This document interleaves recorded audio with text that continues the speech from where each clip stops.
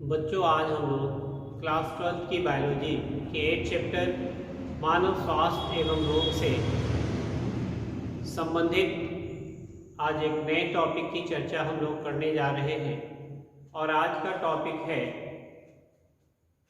Tetanus क्या है, tetanus के कारण क्या है, टिटनेस के लक्षण क्या है और टिटनेस का नियंत्रण कैसे किया जाता है। और फिर एक दूसरा रोग की चर्चा भी हम लोग करेंगे जो है डिप्थीरिया क्या है, डिप्थीरिया के कारण, उसके लक्षण और उसके नियंत्रण की चर्चा करेंगे। तो जैसा कि हम लोग पिछले एपिसोड में 7वें एपिसोड में एक संक्रामक रोग टाइफाइड की चर्चा किए थे और आज हम लोग टिटनेस की चर्चा करने जा रहे हैं। अक्सर सुनने में आता है कि जब कोई व्यक्ति को चोट लग जाता है या जंग लगे, कांटी कट जाते हैं या जंग लगे चाकू से कहीं कट जाता है, घाव बन जाता है, तब व्यक्ति को टिटनेस हो जाता है।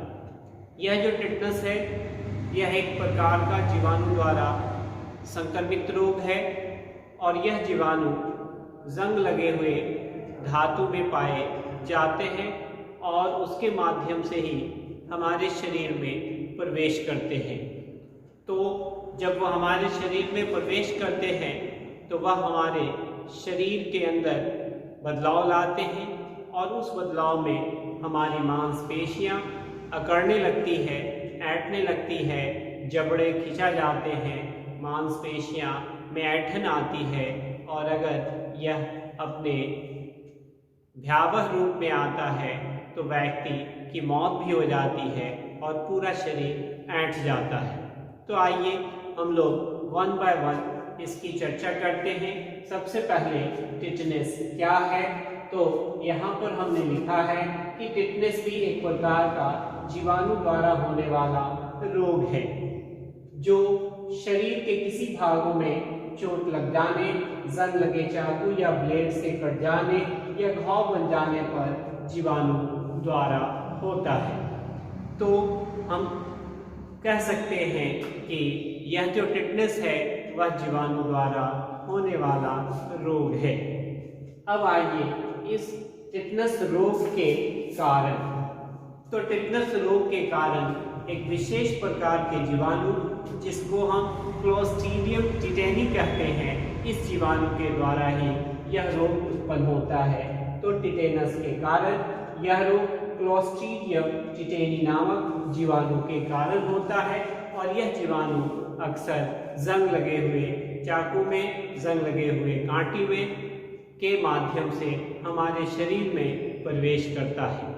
अब अगर यह टिटेनी, क्लोस्ट्रीडियम टिटेनी नाम के जीवाणु हमारे शरीर में आ जाते हैं और वो अपनी आबादी बढ़ाते हैं और हमारे शरीर की कोशिकाओं को प्रभावित करने लगते हैं, तो हमारे शरीर में जो परिवर्तन आते हैं वह परिवर्तन ही रोग के लक्षण माने जाते हैं।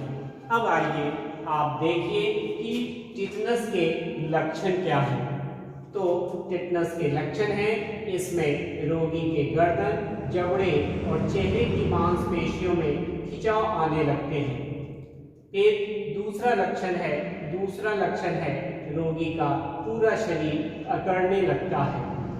और तीसरा है श्वसन नली की पेशियां संकुचित हो जाती है जिसके फलस्वरूप सांस बंद होने लगता है, सांस लेने में कठिनाई उत्पन्न होती है।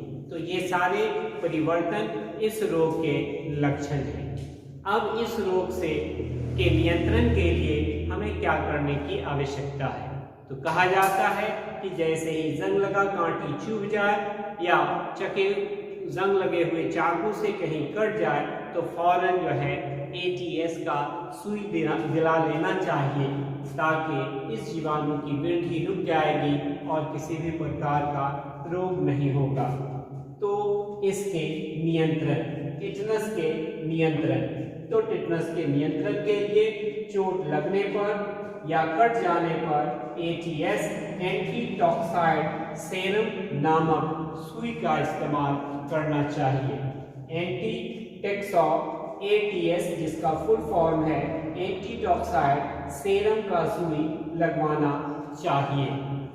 दूसरा है घाव को स्वच्छ रखना चाहिए तथा धूल से बचाना चाहिए। तो इस तरह से हम अभी चर्चा किए कि टिटनस क्या है, टिटनस के कारण क्या है, टिटनस के लक्षण क्या हैं और टिटनस के रोकथाम क्या है।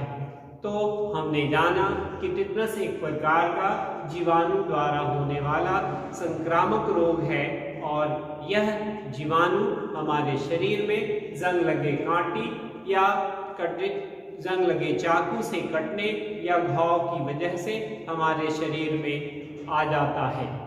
तो इस रोग में जब हमारे शरीर में क्लोस्ट्रीडियम टिटेनी नाम का जीवाणु प्रवेश कर जाता है तो शरीर की कोशिकाएं प्रभावित होती है और हमारे शरीर में अकड़न ऐंठन उत्पन्न होता है और जिसकी वजह से व्यक्ति की मृत्यु तक हो जाती है। और इसलिए इस रोग के नियंत्रण के लिए फौरन ही इंजेक्शन दिलाना पड़ता है, एटीएस की सुई दिलानी पड़ती है और घाव वाले जगह को जो है वो घाव वाले जगह को साफ सफाई के साथ रखने की आवश्यकता होती है।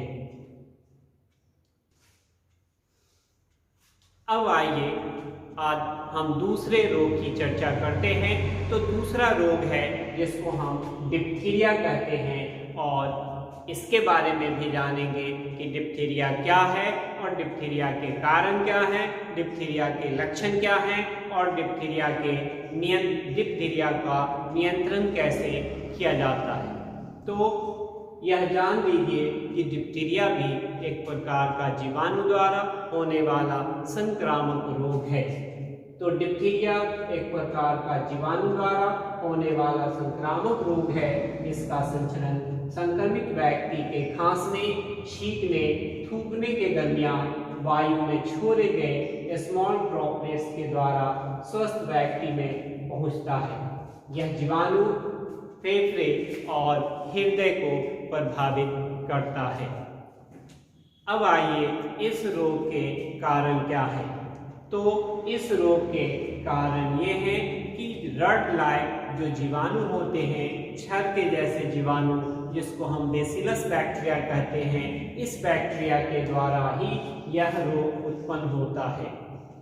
अब जब यह रोग उत्पन्न होता है तो व्यक्ति को छींक आती है, व्यक्ति को सांस में प्रॉब्लम होती है, व्यक्ति थकान महसूस करता है।